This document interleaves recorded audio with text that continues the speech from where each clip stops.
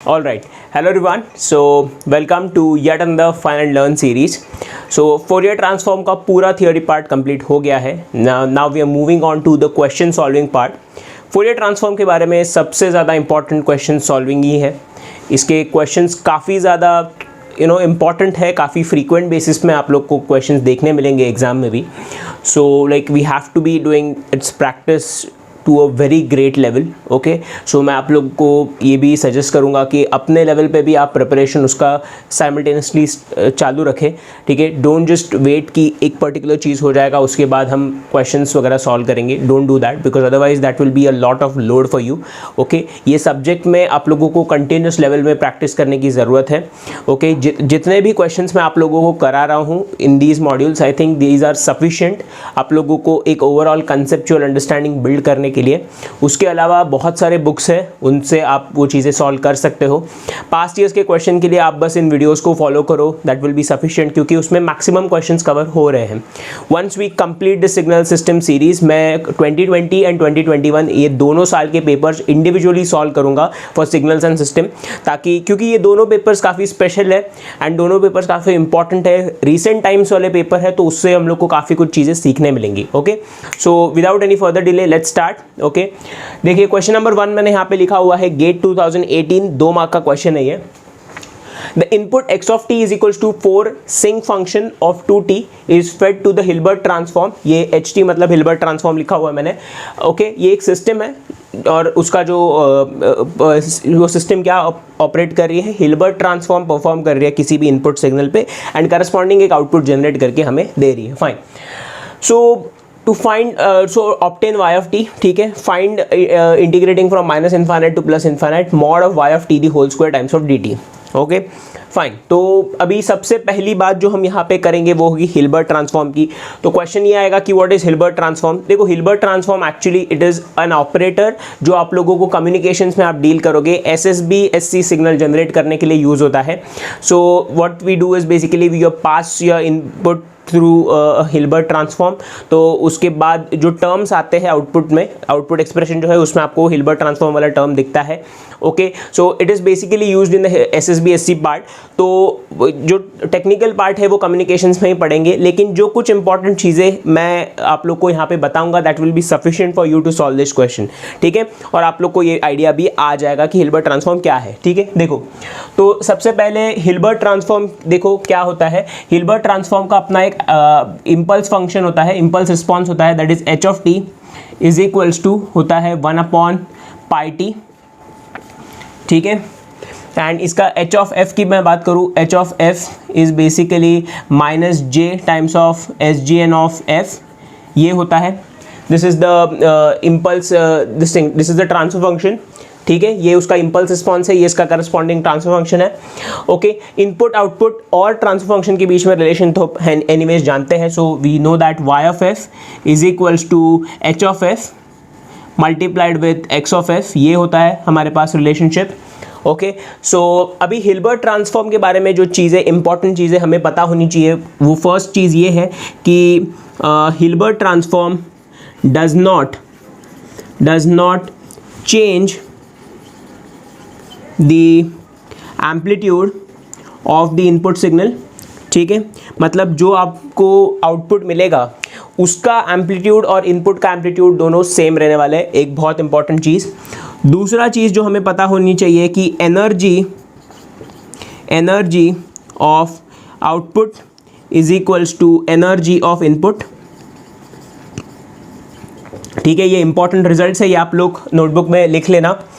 तीसरा important point जो हमें पता होना चाहिए एनर्जी के बाद, कि आउटपुट में एक फेज ऐड होती है. ठीक है, phase equals to -90 degrees. So basically what you have here is angle of y of f is equals to angle of x of f -90 degrees. ठीक है, सो ये एक एक्स्ट्रा फेज ऐड होती है. करेक्ट. तो इतना बस ये 3 इंपॉर्टेंट चीज़ें हमें पता होनी चाहिए and that will be sufficient for us to solve this question. ठीक है, तो आप सबसे पहले ये चीज़ को लिख लो, फिर मैं यहाँ पे इरेज करके यहीं पे सॉल्व कर लूँगा. ठीक है, ओके. देखो, सो आई होप आप लोग ने ये लिख लिया है. ठीक है, अब देखो आउटपुट में हमें पूछा है y of t, find basically integrating from minus infinite to plus infinite mod of y of t the whole square times of dt। अभी ये जो रिलेशनशिप है, एक चीज़ याद रखना हमेशा, अगर तुम लोगों को कभी भी ये चीज़ यहाँ पे स्क्वायर्ड फॉर्म में दिखे, ये क्या है बेसिकली एरिया अंडर इंटीग्रेशन। मतलब क्या होता है, area under function, area under this function, correct बात है, ठीक है। ये है हमारा let's say F of T बोलता हूँ मैं इसको, and f of T is equals to mod of y of t the whole square. So f of t कभी भी आपको स्क्वायर्ड फॉर्म में दिखे तो इट इज़ ऑब्वियसली ये कौन सा प्रॉपर्टी यूज़ करेगा, प्रॉपर्टीज़ वाले पेज में जाओ, अगर आपने नोट्स बनाए हुए just go to the previous page, properties में आप लोग देखेंगे कि एफ ऑफ टी जहाँ पे एक स्क्वायर टर्म हमें दिखेगी वो कौन सा है, एग्जैक्टली पार्सिवल्स थ्योरम, ठीक है। सो पार्सिवल्स थ्योरम का ही यूज़ होता है, ठीक है। तो आप लोग को ये चीज़ मैं एक हिंट जैसे बता रहा हूँ कि कभी भी आप ये स्क्वायर टर्म्स वगैरह देखोगे तो प्रॉपर्टी से हमेशा पार्सिवल्स थ्योरम में आपके दिमाग में क्लिक करना चाहिए, ठीक है। सो अभी फाइनली क्वेश्चन हमें पूछा क्या है, find the energy of the output, ठीक है। अब ये पॉइंट के अकॉर्डिंग, सेकेंड पॉइंट के according, energy of the output is equals to energy of input, ठीक है। इसका मतलब अगर मैंने इनपुट की एनर्जी निकाल ली तो वही आउटपुट की एनर्जी के बराबर होने वाली है, ठीक है। बात क्लियर। इनपुट सिग्नल हमें पता है 4 सिंक ऑफ 2t, ओके। सो ये सिग्नल का अगर मैं एनर्जी निकाल लूँ तो मुझे ऑब्वियसली जो है आउटपुट का एनर्जी अपने आप मिल जाएगा, okay. So let's work on that now. देखो ठीक है, सो ये देखो x ऑफ टी हमें क्या दिया हुआ है, x of T is equals to 4 sinc of 2t, ठीक है।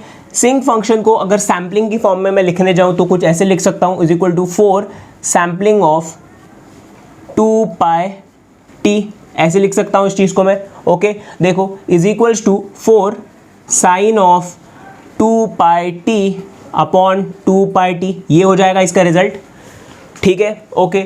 अब energy of x of T, energy of x of T जो है वो क्या होता है, integrating from minus infinite to plus infinite mod of x of T the whole square times of D T.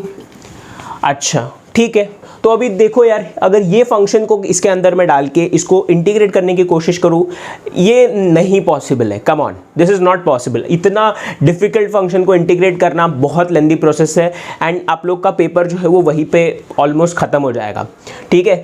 तो समझो ऑब्वियसली ये उसका तरीका नहीं है। So what we have to do is, क्या चीज़ का सहारा लेंगे हम लोग, एग्जैक्टली स्टैंडर्ड सिग्नल्स में हमने फोरियर ट्रांसफॉर्म पेयर्स का हमने रिलेशनशिप देखा है, तो ऑब्वियसली हमें क्या करना पड़ेगा, फ्रीक्वेंसी डोमेन में जाना पड़ेगा। इसका मतलब क्या, हमें पार्सिवल्स एनर्जी थ्योरम का यूज़ करना है, ठीक है। And that will be equals to 1/2 pi integrating from minus infinite to plus infinite mod of x of omega the whole square times of D omega, ठीक है। बात क्लियर है, बढ़िया। सो अभी मेरे पास रिजल्ट है 4 सैम्पलिंग ऑफ 2 पाई टी, इसका मतलब ये कुछ इस फॉर्म का है क्या, देखो मुझे बताओ, ए नॉट सैम्पलिंग ऑफ के टी, इस टाइप का रिजल्ट है ये, okay. A not sampling of के टी अगर मेरे पास सिग्नल है तो उसका फोरियर ट्रांसफॉर्म कैसे दिखेगा मुझे बताओ, ठीक है। उसका फोरियर ट्रांसफॉर्म देखो, वो भी लिस्ट मैंने आपको दिया हुआ है, उसका फोरियर ट्रांसफॉर्म दिखेगा, it will be a rectangular function, ठीक है। ये जाएगा प्लस के हो जाएगा, ये हो जाएगा माइनस के, this will B A naught pi by के, ठीक है। अब ए नॉट पाई बाय के की वैल्यू क्या होगी मुझे बताओ, ए नॉट की वैल्यू कितनी है, 4 है, ठीक है। सो 4 है, पाई है यहाँ पे, के की वैल्यू कितनी है, 2 पाई के बराबर है, तो this is 2 pi and this value is equals to 2। Plus के की वैल्यू कितनी है मुझे बता दो, is equals to plus of 2 pi हो जाएगा, और ये हो जाएगा equals to minus of 2 pi हो जाएगा, करेक्ट है बात, ओके, बहुत बढ़िया। तो अभी हमें पूरा डिटेल इन्फॉर्मेशन तो यहाँ पे मिल गया है। तो इसी को थोड़ा सा और आगे सिंप्लीफाई करेंगे तो क्या हो जाएगा मुझे बताओ, इज इक्वल्स टू 1/2 पाई तो है यहाँ पे, ठीक है। Minus infinite to plus infinite नहीं, अब -2 पाई से लेकर +2 पाई में इंटीग्रेट करेंगे हम इसको, -2 पाई से लेकर +2 पाई में आप इसको इंटीग्रेट करोगे, इसकी वैल्यू क्या है, 2 के बराबर है। सो that will B x of omega की वैल्यू कितनी है, 2 है, कहाँ से कहाँ तक, -2 पाई से लेकर 2 पाई तक। सो यहाँ पे 2 का स्क्वायर हो जाएगा टाइम्स ऑफ डी ओमेगा, ठीक है। तो देखो अभी क्या हो जाएगा, इज इक्वल्स टू 1/2 पाई तो है ही, ठीक है। 2 का स्क्वायर विल बी 4, तो 4 बाहर आ जाएगा, ठीक है। और ये 2 pi minus of -2 pi, so that will be equals to 4 pi, ठीक है। तो देखो ये 2 पाई और 4 पाई मिला के 2 का हो जाएगा एंड दिस विल बी 8, समझ में आया। सो अब एनर्जी है तो ऑब्वियसली उसका टर्म होगा joules, okay, so final result is basically 8 joules. चलो मैं यूनिट भी लिख देता हूँ। ओके, समझ में आया? सिंपल था एकदम, बहुत ही ईजी था। हिल्बर्ट ट्रांसफॉर्म एक नई टर्म आप लोग के लिए, बस यहाँ पे थोड़ा सा एक अलग चीज़ था, बट मैंने उसका जितना भी इंपॉर्टेंट चीज़ें आपको पता होनी चाहिए थे मैंने सब बता दी यहाँ पे। ओके, तो बस यही था इस क्वेश्चन के लिए। Let's move on to question number 2। Alright, so देखते हैं क्वेश्चन नंबर 2। सो ये एक 2017 का 2 मार्क्स का आया हुआ क्वेश्चन है।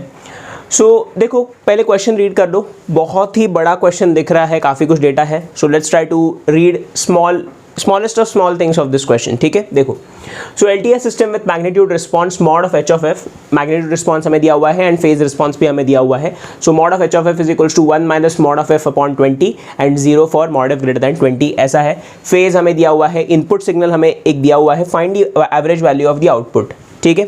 सो ऑब्वियसली LTS सिस्टम का क्वेश्चन है, it's obviously solve in a particular way, ये हम जानते हैं, ठीक है।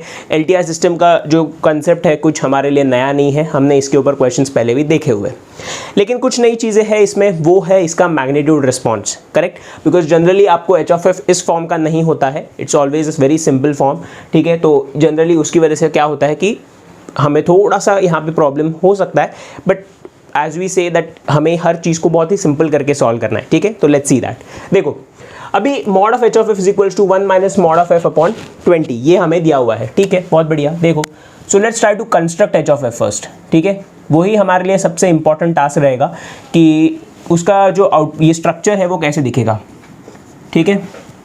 So this is mod of h of f with respect to f, okay. So obviously हर वैल्यू पे देखो यहाँ पे हमें कुछ दिया हुआ है कि मॉड f लेस देन और इक्वल्स टू 20 तक ही ये रिस्पॉन्स है, otherwise it is going to be 0। सो यहाँ पे पहले सबसे इजी काम करते हैं, वो ये होगा कि this is -20 and this is +20, ठीक है। तो इसके आगे ये जो ट्रांसफर फंक्शन है उसकी वैल्यू क्या होगी, 0 होने वाली है। तो सबसे पहले मैं वो बना लेता हूँ, ठीक है, बिकॉज सबसे ईजी काम तो वही है, करेक्ट है, ठीक है। देखो let's try to use a different pen, okay. तो ये जो है इसकी वैल्यू यहाँ पे 0 हो जाएगी, इसकी वैल्यू यहाँ पे 0 हो जाएगी, ठीक है। ये इजी है हमारे लिए अंडरस्टैंड करना।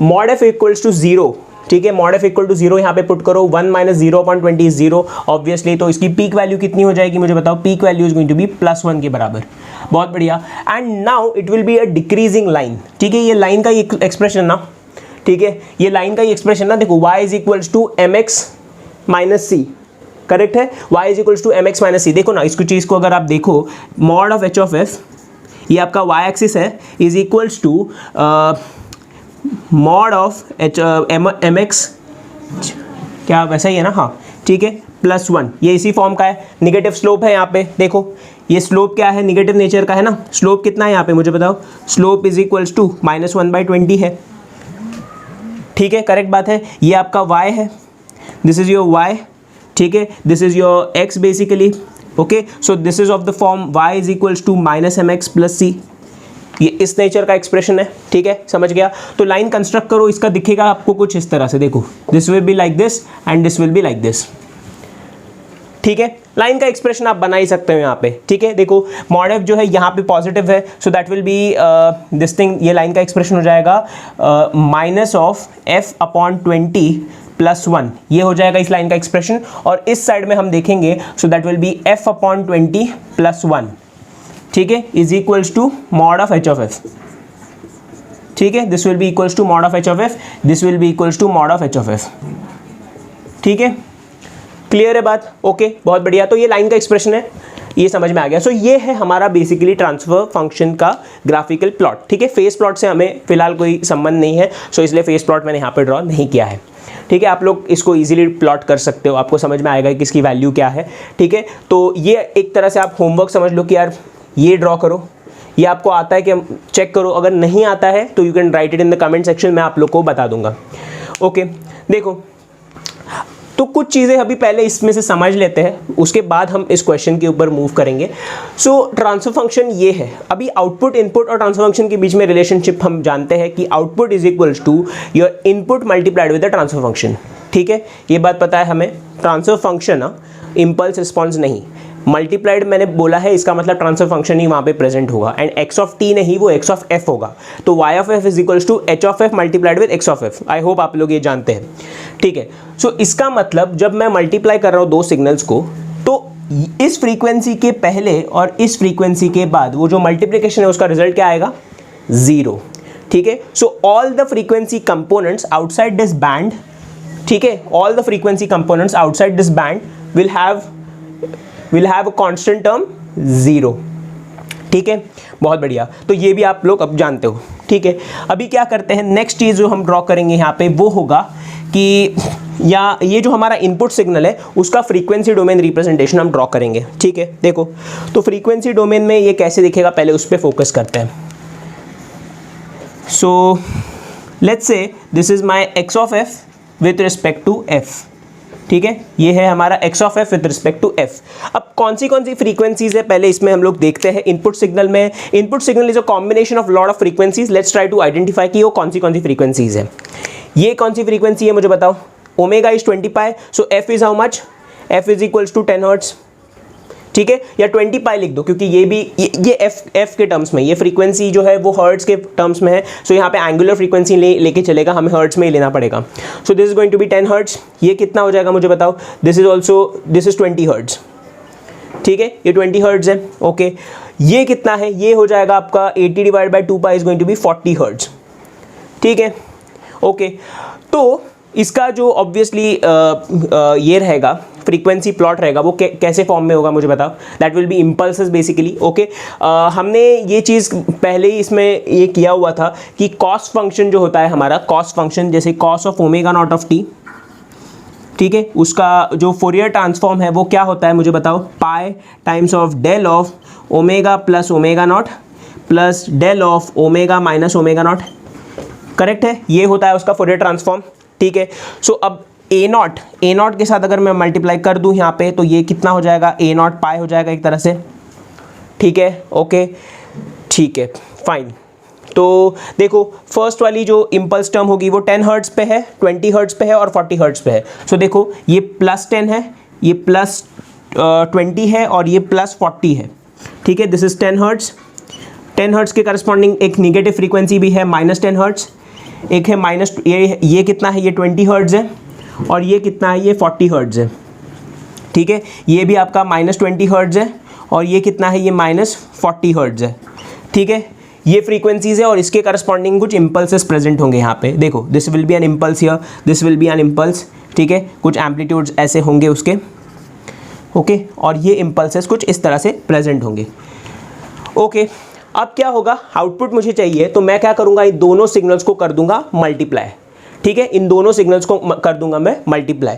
तो एक सुपर इम्पोज्ड इमेज ड्रॉ करने की कोशिश करते हैं यहाँ पे। Let's try to superimpose somethings, कि इसको मैं इसके ऊपर सुपर इम्पोज कर देता हूँ ताकि हमें क्लियर पिक्चर मिले कि कौन सा पार्ट है इस सिग्नल का जो इसके साथ ओवरलैप कर रहा है, ठीक है। देखो, अब क्या है, ये एक्स ऑफ एफ की, एच ऑफ एफ की वैल्यू कितनी है, 1 के बराबर है, -20 से लेकर +20 के बीच में, और ये बेसिकली एक डिक्रीजिंग लाइन के टर्म्स में है। So H of F present कहाँ पे है, -20 से +20 के बीच में ओनली, ठीक है। तो देखो, एक सुपर इम्पोज्ड इमेज अगर मैं ड्रॉ करने की कोशिश करूँ तो it will be looking something like this. ये है +1 यहाँ पे, ठीक है, ये +1 ऐसा दिखेगा कुछ ऐसे, ओके, और ये यहाँ पे होगा कुछ इस तरह से, करेक्ट है, ओके। सो ओनली इम्पल्सेस जो इस सिग्नल के साथ ओवरलैप करेंगे वो होगा ये वाला इम्पल्स और होगा ये वाला इम्पल्स, ठीक है। इसका मतलब हमारे इनपुट में से अगर हम देखें तो इनपुट का only this part is having some positive coefficient, करेक्ट बात है। देखो, only this part will be multiplied with some value, समझ में आई ये बात, ओके।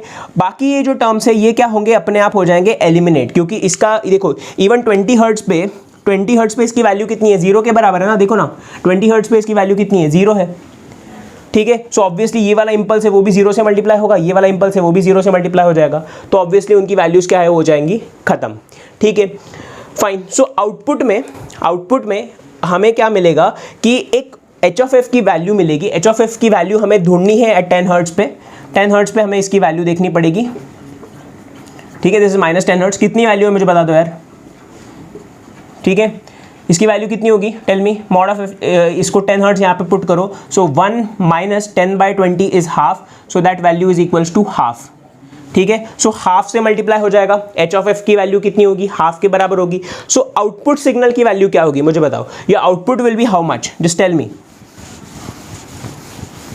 ठीक है। सो या y of t will be equals to y of t is equals to half times of h of f, या h ऑफ f की value है एट 10 हर्ट्ज, ठीक है। सिर्फ 10 हर्ट्ज की वैल्यू क्यों ली मैंने आप लोग को अभी बता दिया, क्योंकि उसे उतना ही फ्रीक्वेंसी है वो इस सिग्नल के साथ ओवरलैप करेगी, otherwise the other remaining part will B 0। Half times of क्या है, 8 cos of 20 pi T plus pi by 4, 20 pi T plus pi by 4 के बराबर, ठीक है। So obviously output signal will be 4 cos of 20 pi T plus pi by 4 के बराबर, ठीक है। यहाँ तक क्लियर है, ओके। सो अभी पावर पूछा है, find the average power of output, ठीक है। ये क्या है, एक cos of omega T form का है ना, पावर क्या होता है, amplitude square by 2, so power is equals to amplitude square is 4 square by 2, 4 square is 16, 16 by 2 is 8, so 8 watts is the answer, ठीक है। सिंपल था, ओके। तो बस इसी तरह से इसको करना है। आई नो कि थोड़ा सा दिखने में टफ लग रहा होगा, बट मैंने बहुत ही सिंपल फॉर्म में आपको करके दिखा दिया है, ओके। आप चाहो तो खुद से भी सॉल्व कर सकते हो, and try always do such questions in a graphical way, ठीक है। ग्राफिकल वे में आप करते हो ना तो आपको समझ में आता है कि आप एग्जैक्टली क्या कर रहे हो, ओके। सो मैंने भी वही कोशिश की है कि ग्राफिकल वे में आपको इस चीज़ को पुट अप करूँ। आई होप आपको समझ में आई हुई चीज़ें, okay. And let's now move on to question number 3। All right, so अब देखते हैं क्वेश्चन नंबर 3। ये था 2016 का क्वेश्चन है, 1 मार्क का क्वेश्चन है। एक बार खुद से करके देखो, ठीक है। क्वेश्चन आपके सामने है, just try to solve it by your own. अगर बनता है बहुत अच्छी बात है, नहीं बनता है तो भी कोई प्रॉब्लम नहीं है, we are there to solve, okay. So देखो, लेट्स स्टार्ट। ओके, देखो क्या दिया हुआ है, x of T is equals to sine t upon pi t convoluted with sine t upon pi t, ठीक है। वो स्टार का साइन कॉन्वोल्यूशन का होता है, ये आप जानते हो। क्वेश्चन में लिखा हुआ था कि स्टार स्टैंड्स फॉर कॉन्वोल्यूशन। मैं इतना डिटेल में नहीं लिख रहा हूँ बिकॉज मुझे पता है कि आप लोगों को अब बहुत सारी चीज़ें आती है, सो इतना डिटेल मुझे लिखने की ज़रूरत नहीं लगती है, ठीक है। You are smart enough, right, okay. चलो देखते हैं question number 3। So X of T क्या है यही पूछा है हमें, what is X of T basically. ये दो सिग्नल्स का कॉन्वोल्यूशन करने के बाद एक्स ऑफ टी हमें क्या मिलेगा यही पूछा है। 4 ऑप्शन हमारे सामने प्रेजेंट है and we have to solve the question, ठीक है। लेट्स सी, देखो तो ऑब्वियसली एक चीज़ समझो, टाइम डोमेन में ये कॉन्वोल्यूशन पॉसिबल ही नहीं है, it's going to be a very tough task, ठीक है। तो ऑब्वियसली हम क्या करेंगे, will go into the frequency domain, ठीक है। फ्रीक्वेंसी डोमेन में कॉन्वोल्यूशन क्या हो जाता है, मल्टीप्लिकेशन में कन्वर्ट, और मल्टीप्लिकेशन हो जाता है कॉन्वोल्यूशन में कन्वर्ट, ठीक है। ये चीज़ आप जानते हो, ठीक है। सो देखो साइन ऑफ टी क्या क्या है, पहले देखो साइन ऑफ टी है अपॉन पाई टी है, convoluted with sine of T upon pi T है, करेक्ट बात है, ओके। तो ये साइन टी अपॉन टी क्या होता है, हम जानते हैं सैम्पलिंग ऑफ टी। सो ऐसे लिख सकते हो कि आप इसको 1/पाई, देखो 1/पाई लिख दिया मैंने, ये हो जाएगा sampling of T convoluted with 1/पाई सैम्पलिंग ऑफ टी, करेक्ट है। ऐसे लिख सकते हैं हम लोग इस चीज़ को, ठीक है। देखो तो ये किस टाइप का है, देखो ये ए नॉट सैम्पलिंग ऑफ के टी टाइप का है, ए नॉट सैम्पलिंग ऑफ के टी, इस टाइप का रिजल्ट है ये, ओके। तो उसका फोरियर ट्रांसफॉर्म कैसे दिखता है मुझे बताओ। देखो इसका फोरियर ट्रांसफॉर्म एक रेक्टेंगुलर फंक्शन होता है जो प्लस के से माइनस के के बीच में जाएगा, प्लस के से माइनस के बीच में, this is going to be A naught pi by के बराबर, ठीक है। के की वैल्यू कितनी है, 1 है, सो ए नॉट टाइम्स ऑफ पाई हो जाएगा। ए नॉट की वैल्यू कितनी है, 1/पाई है, सो 1/पाई divide by pi is equals to 1। के की वैल्यू कितनी है मुझे बताओ, 1 है, ठीक है। And this will be equals to -1, ठीक है। तो एक रेक्टेंगुलर फंक्शन है जो -1 से 1 में उसकी वैल्यू होने वाली है 1, ठीक है। तो देखो तो ऐसे लिख सकते हो क्या इसको, अगर मैं लिखूँ x1 of T convoluted with x2 of T corresponds to x1 of omega multiplied with x2 of omega, लिख सकते हैं, ऐसे लिख सकते हैं, perfect, okay, all right. So देखो इसका रिजल्ट क्या हो जाएगा, ये दो रेक्टेंगुलर फंक्शंस का एक तरह से मल्टीप्लिकेशन हो रहा है यहाँ पे। देखो ये दो रेक्टेंगुलर फंक्शंस है, इसका मल्टीप्लिकेशन है, this is +1, this is +1 to -1, this is -1, this is +1 and this is 1। इन दोनों का क्या हो रहा है, मल्टीप्लिकेशन हो रहा है। तो रिजल्ट भी ऑब्वियसली एक रेक्टेंगुलर फंक्शन होगा जो -1 टू 1 में जाएगा और उसकी वैल्यू कितनी होगी, 1 के बराबर, ठीक है, सिंपल है यार। तो इसका मतलब ये रिजल्ट क्या आएगा, इनवर्स फोरियर ट्रांसफॉर्म क्या आएगा मुझे बता दो। Inverse Fourier transform will be 1/π क्या हो जाएगा, सैम्पलिंग ऑफ टी। ठीक है, तो बेसिकली ये वही रिजल्ट है जो हमने पहले देखा था। So option number A is the answer. ठीक है, सिंपल था ये क्वेश्चन, काफ़ी इजी था, इसलिए ये 1 मार्क का क्वेश्चन भी था। ठीक है, यहाँ पे कुछ भी डाउट हो, अब ये तुम लोग सोचोगे कि सर यहाँ से यहाँ इतना क्विकली कैसे आए, दिया हुआ है यार, यहाँ पे मुझे कुछ सॉल्व करने की ज़रूरत ही नहीं पड़ी, मुझे पहले से दिया हुआ था 1/π सैम्पलिंग ऑफ टी का रिजल्ट जो है उसका फोरियर ट्रांसफॉर्म ये होता है, मुझे दिया हुआ है पहले से। वही चीज़ मैंने यहाँ पे ये किया, मैंने रिवर्स कर लिया इसको बस यहाँ पे, सिंपल, और कुछ भी नहीं। यहाँ से यहाँ गए, यहाँ से यहाँ आए, बस दैट्स इट, और कुछ भी नहीं। ठीक है, तो ये था question number 3। Let's move on to question number 4। All right, देखो क्वेश्चन नंबर 4 तभी देखते हैं। Find the value of integrating from -∞ to infinite sinc square of ∅t dt। ठीक है, ये चीज़ का आप रिजल्ट मुझे लगता है खुद से निकाल सकते हो इजीली। क्या करोगे आप, पार्सिवल्स थ्योरम का यूज़ करोगे, क्योंकि मैंने आप लोग को बोला है कभी भी स्क्वायर देखते हो तो ऑब्वियसली आपको समझ में आएगा कि यहाँ पे पार्सिवल्स थ्योरम यूज़ होगा। ठीक है, ये एक अप्रोच तो हम जानते हैं, उस अप्रोच से भी हम आंसर निकालेंगे, लेकिन एक दूसरा अप्रोच भी यहाँ पे मैं आप लोग को देने वाला हूँ, जिससे आप लोग थोड़ा सा एक ऑल्टरनेट वे ऑफ थिंकिंग भी रखोगे एग्जाम में। ठीक है, सो पहले हमारा जो कन्वेंशनल अप्रोच है पार्सिवल्स थ्योरम वाला वो अप्लाई करेंगे। सो यहाँ पे क्या दिया हुआ है, integrating from -∞ to +∞ sinc square of ∅t। इसका मतलब क्या है, एनर्जी ऑफ सिंक ∅t हमें पूछा हुआ है, करेक्ट। एक्स ऑफ टी जैसे आप कंसिडर करो, यहाँ पे let X of T is equals to, मैं अगर बोल दूँ sinc of ∅t, sinc of ∅t, तो अगर मुझे इसकी एनर्जी चाहिए तो एनर्जी क्या होती है, energy of x of t होती है integrating from -∞ to +∞ mod of x of t का square, that is sinc of ∅t है मेरे पास, उस चीज़ का मॉड ले लिया, उसका स्क्वायर कर दिया, डॉट dt कर दिया, तो ये वही रिजल्ट है। ओके, तो ये तो आपको समझ में आ गया। ठीक है, तो ऑब्वियसली टाइम डोमेन में नहीं कर सकते, we have to go into the frequency domain. Sinc ∅t क्या होता है, सिंक ऑफ ∅t जो होता है वो एक तरह से होता है सैम्पलिंग ऑफ ∅t, ये होता है। सो ये किस टाइप का रिजल्ट है, A0 sampling of KT type का रिजल्ट है, जहाँ पे K की वैल्यू कितनी है, 5π के बराबर है। ठीक है, ये पार्ट में थोड़ा सा फास्ट जा रहा हूँ बिकॉज हमने इसके ऊपर काफ़ी क्वेश्चंस किए हुए हैं। ठीक है, तो ये थोड़ा सा मैं फास्ट जा रहा हूँ, तो आप लोग बस मेरे साथ ये पेस जो है पिकअप कर लो। ठीक है, A0 की वैल्यू कितनी है, 1 के बराबर है। ठीक है, so obviously Fourier transform will be a rectangular function. ठीक है, A0 की value A0 π/k, so A0 is 1, पाई की वैल्यू पाई है, अपॉन k इज 5π। ठीक है, तो दैट इज इक्वल्स टू 1/5 के बराबर हो जाएगा। कहाँ से कहाँ तक, -5π से लेकर +5π तक, दिस इज -5π, दिस इज +5π, उसकी वैल्यू कितनी है, 1/5 के बराबर है। ठीक है, सो इज इक्वल्स टू, ये भी होता है 1/2π integrating from -∞ to +∞ mod of x of omega the whole square times of D omega. बहुत बढ़िया, तो देखो ये हो जाएगा 1/2π, -∞ टू +∞ इंटीग्रेट नहीं करोगे आप, अब आप इंटीग्रेट करोगे -5π से लेकर +5π के बीच में। ठीक है, so this will be -5π to +5π, 1/5 का स्क्वायर कितना हो जाएगा, 1/25 हो जाएगा। ठीक है, 1/25 times of D omega, so this will be 1/50π multiplied with 5π plus of 5π, that is 10π। सो ये रिजल्ट कितना है, देखो 1/5 दैट इज 0.2 के बराबर। ठीक है, दैट्स इट, बस मिल गया हमें आंसर। इसका आंसर है find the value of this thing is equals to 0.2 joules.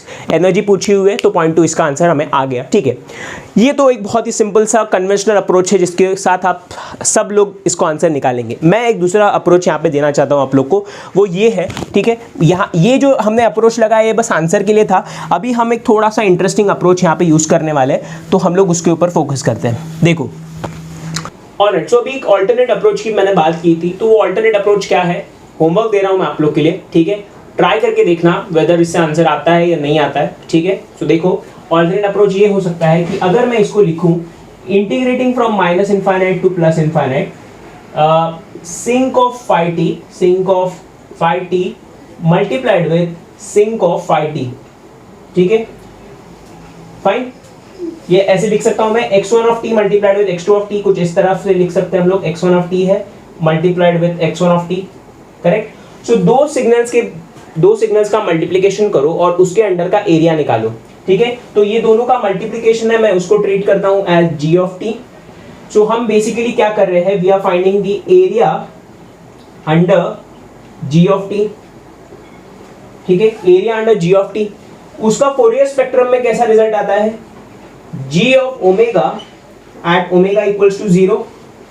Okay, तो ट्राई करके मुझे बताना कि जी ऑफ ओमेगा निकालो, ओमेगा इक्वल टू 0 की वैल्यू लो और उसके बाद आपको रिजल्ट सेम आ रहा है क्या, दैट इज 0.2 आपको वैल्यू आ रहा है क्या, ये आपका होमवर्क रहेगा। ठीक है, ये एक अल्टरनेटिव अप्रोच में दे रहा हूँ यहाँ पे, काफी इंटरेस्टिंग वे में हमने इसको सोचने की कोशिश की है। आपके पास कोई और तरीका है तो आप वो भी बता सकते हो। Okay, so this was question number 4 for you all guys. Okay, that's it, बस यही 4 क्वेश्चंस रखते हैं इस वीडियो के लिए। एक काम करते हैं, let's now quickly move on to the Laplace transform, ठीक है, बिकॉज एक आई कैन अंडरस्टैंड कि वीडियोस की फ्रीक्वेंसी जो है वो इतनी ज़्यादा कंसिस्टेंट नहीं है एंड ऑब्वियसली हमें टॉपिक्स कंप्लीट करना भी बहुत ज़रूरी है in like as soon as possible. So what will do is first will try to cover each and every topic and फिर क्वेश्चंस वगैरह जो है वो ऑब्वियसली हम थोड़े बाद में भी सॉल्व कर सकते हैं, बिकॉज क्वेश्चंस का आपको मेजर नीड जो है वो अराउंड अक्टूबर नवंबर रहेगा, बट फिलहाल कंसेप्ट्स को जल्दी जल्दी कंप्लीट करना ज़रूरी है। आई कंप्लीटली अंडरस्टैंड दैट, ठीक है। सो फिलहाल हम क्वेश्चंस पे फोकस करते हैं। 4 क्वेश्चंस में मैं फोरियर ट्रांसफॉर्म ख़त्म कर रहा हूँ, like it's not really a great idea, at least मुझे एक 6-7 क्वेश्चंस करने चाहिए इसमें, बट करंटली मुझे लगता है कि थियोरी पार्ट पे थोड़ा ज़्यादा फोकस करना ज़रूरी है and in the October November section हम कोशिश करेंगे कि जो भी बचे कुछ इंपॉर्टेंट क्वेश्चंस हैं फोरियर ट्रांसफॉर्म के, तो वो मैं वहाँ पे आप लोग को करा दूँ। वैसे भी मेजर कंसेप्ट्स मैंने आप लोग को बता दी है। हम लोग जब वीडियो का थियोरी पार्ट भी कर रहे थे तो मैंने हर चीज़ जो आपको बताया है वो विथ रिस्पेक्ट टू एग्जाम्पल्स और विथ रिस्पेक्ट टू न्यूमेरिकल्स वाली चीज़ को दिमाग में रखते हुए ही किया हुआ है। सो मुझे लगता है कि जो भी चीज़ें पढ़ाई गई है, जो भी 4 क्वेश्चंस मैंने आपको यहाँ पे दे दिए हैं, जितना भी अप्रोच मैंने आपको बताया है हर पूरे थियोरी पार्ट में और न्यूमेरिकल पार्ट में, उतना सफिशिएंट है आपको फोरियर ट्रांसफॉर्म कवर करने के लिए। ओके, सो बस दैट्स इट। नेक्स्ट वीडियो में हम लोग will move on to the next topic, that is Laplace transform. Laplace transform की थियोरी एंड क्वेश्चंस करेंगे एंड फिर हमारा मॉड्यूल 3 जो है वो कंप्लीट हो जाएगा। ओके, मॉड्यूल 4 और मॉड्यूल 5 काफ़ी फास्ट चला जाएगा बिकॉज वो बहुत ही छोटे छोटे टॉपिक से ज़्यादा डिफिकल्ट नहीं है। ओके, मेन हमारा मॉड्यूल 3 ही था, थोड़ा टाइम लग रहा है I know, but will be soon done with it, ठीक है। Okay, so thank you very much. कोई भी डाउट अगर होता है तो आप कमेंट्स में डालते जाना। देखिए, ये जो भी पढ़ा रहे हम लोग, इलेक्ट्रिकल ईसी सबके लिए, हाँ, इलेक्ट्रिकल ईसी एंड इंस्ट्रूमेंटेशन तीनों ब्रांचेस के लिए सब्जेक्ट कॉमन है, जो टॉपिक्स है वो भी कॉमन है, तो आप लोग को ऐसा कुछ सोचने की ज़रूरत नहीं है कि कोई चीज़ मिस आउट हो रही है क्या। Everything is getting covered, don't worry. Okay, so thank you very much, will see you in the next video.